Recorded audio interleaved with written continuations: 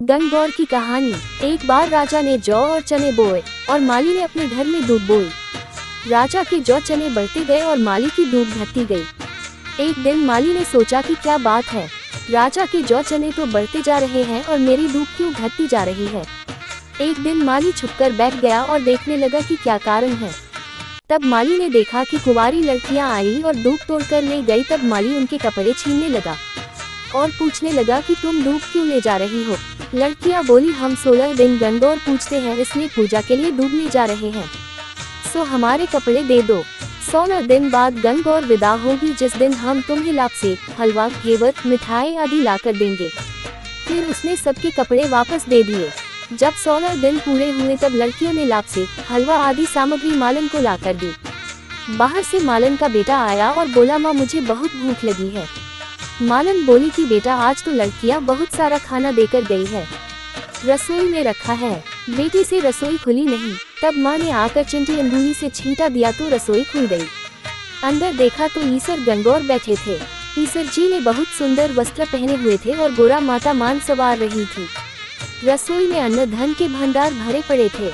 माली, मालन और उनके बेटे को ईसर गणगौर जी के सुंदर दर्शन हुए। है गणगौर माता, जिस प्रकार माली के परिवार को दर्शन दिया उसी प्रकार सबको दर्शन देना। ईसर जी जैसा भाग और गोरा जैसा सुहाग सबको देना। गणगौर की कहानी कहता न सुनता न और सारे परिवार को देना। गणगौर की कहानी। एक बार भगवान शिव व पार्वती जी कैलाश पर्वत से सृष्टि का भ्रमण करने के लिए उतरे तो सबसे पहले उनको एक गाय मिली जो बहुत ही तड़प रही थी, क्योंकि उसको बच्चा होने वाला था। तो माता पार्वती को बहुत घबराहट हुई। उन्होंने भगवान से कहा कि मेरे तो आप गांठ बांध दो, मैं ऐसे देख नहीं सकती। तब भगवान बोले, अभी तो बहुत कुछ देखना है। तब दोनों आगे चले तो हथिनी परेशान हो रही थी। फिर आगे चलने पर देखा कि राजा के रजवाड़े से उल्टे निशान हो रहे थे। तब माता गौरा ने भगवान से पूछा कि ये क्या हो रहा है। तब भगवान ने कहा कि राजा की रानी भी गर्भवती है और उसे प्रसव किया है। तब गौरा जी ने जबरदस्ती भगवान के मना करने पर भी गांठ लगवा ली और कहने लगी कि मुझे कभी भी बच्चा नहीं चाहिए। तब आगे और सैर करने लगे। तब वापस आते समय क्या देखते हैं कि राजा के यहाँ शहनाई बाजे बज रहे हैं और खुशियाँ मनाई जा रही हैं। रानी बहुत खुश है।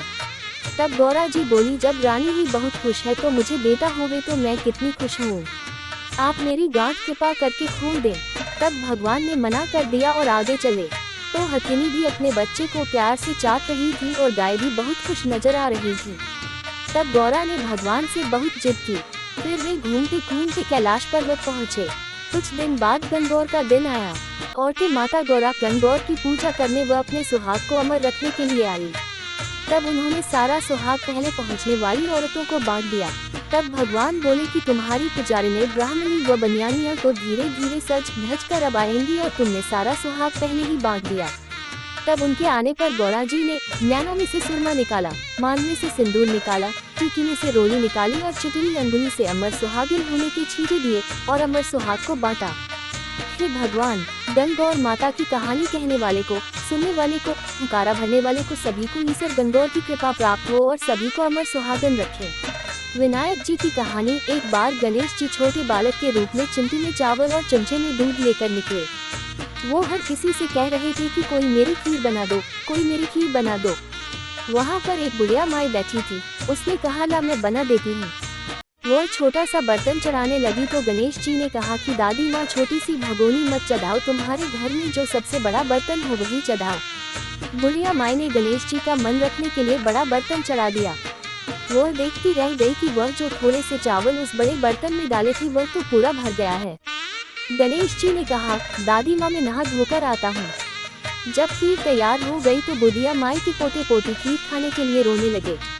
बुढ़िया ने कहा, गणेश जी महाराज तेरे भोग लगना कहकर चूल्हे में थोड़ी सी खीर डाली और कटोरी भर भर कर बच्चों को दे दी।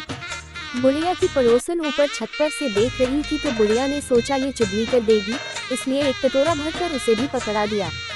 बेटी की बहू ने भी चुपके से एक कटोरी खीर ले जाकर खाए और कटोरा चक्की के नीचे छुपा दिया।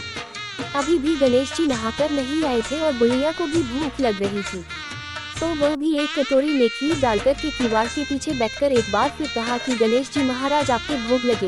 ये कहकर खाना शुरू कर दिया। तभी गणेश जी आ गए। बुढ़िया माई ने कहा, आजा रे गणेश, खीर खा लेंगे, तो तेरा ही इंतजार कर रही थी। तब गणेश जी ने कहा, दादी माँ मैंने तो खीर पहले ही खा ली। बुढ़िया ने कहा, कब खाए? गणेश जी ने कहा, जब तेरे पोते पोती ने खाई तब खाई थी, जब तेरी पड़ोसन ने खाई तब खाई थी, और जब तेरी बहू ने खाई तब भी खाई थी, और अब तूने खाई तो मेरा पेट पूरा ही भर गया। बुढ़िया ने कहा, बेटा तेरी सारी बात सच है, लेकिन बहू बेचारी तो सुबह से काम में लग रही है, तो फिर उसने खीर कब खाई? गणेश जी महाराज ने कहा, चक्की के नीचे देख झूठा कटोरा पड़ा है, तूने तो मेरे भोग तो लगाया, वह तो बिना भोग के ही खा गई। बुढ़िया ने कहा, बेटा घर की बात है, घर में ही रहने दो, अब बताओ बची हुई खीर का क्या करूं? गणेश जी ने कहा, नगरी को जिमा दो। बुढ़िया माई ने पूरी नगरी जिमा दी, फिर भी बर्तन खाली नहीं हुआ। जब राजा को ये बात पता चली तो राजा ने बुढ़िया को बुलाया और कहा, क्यों रे बुढ़िया, ऐसा बर्तन तेरे घर पर कहाँ से आया? ऐसा बर्तन तो राजमहल में होना चाहिए। बुढ़िया ने कहा, राजा जी इस बर्तन को आप ले लो। राजा जी ने खीर का बर्तन महल में मंगा लिया। लाते ही खीर में कीड़े मकोड़े बिच्छू कचले हो गए और दुर्गंध आने लगी। ये देखकर राजा ने बुढ़िया से कहा, बुढ़िया बर्तन वापस ले जा, जा तुझे हमने दिया। बुढ़िया ने कहा, राजा जी आप देते तो पहले ही कभी दे देते, ये बर्तन तो मुझे मेरे गणेश जी ने दिया है। बुढ़िया ने बर्तन वापस लिया, लेते ही सुगंधित खीर हो गई। घर आकर बुढ़िया ने गणेश जी से कहा, बची हुई खीर का क्या करें? गणेश जी ने कहा, बची हुई खीर को झोपड़ी के कोने में खड़ा खोदकर गाड़ दो, उसी जगह सुबह उठकर वापस खोदेगी तो धन के 2 चरे मिलेंगे। ऐसा कहकर गणेश जी अंतर्ध्यान हो गए। जाते समय झोपड़ी की लात मारते हुए गए तो झोपड़ी की जगह पर महल हो गया। सुबह बहू ने फावड़ा लेकर पूरे घर को खोद दिया तो कुछ भी नहीं मिला। बहू ने कहा, सासू जी थारो गणेश जी तो झूठो है। सास ने कहा, बहू मारो गणेश झूठो तो नहीं है, ला मैं देखूं। वो सुई लेकर खोजने लगी तो टन टन करते 2 धन के चरे निकल आए। बहू ने कहा, सासू जी गणेश जी तो साचो ही है। सास ने कहा, गणेश जी तो भावनाओं का भूखा है। हे गजानन गणेश जी महाराज, जैसा आपने बुढ़िया को दिया वैसा सबको देना। विनायक जी की कहानी कहने वाले, हुंकार भरने वाले और आसपास के सभी सुनने वाले सबको देना।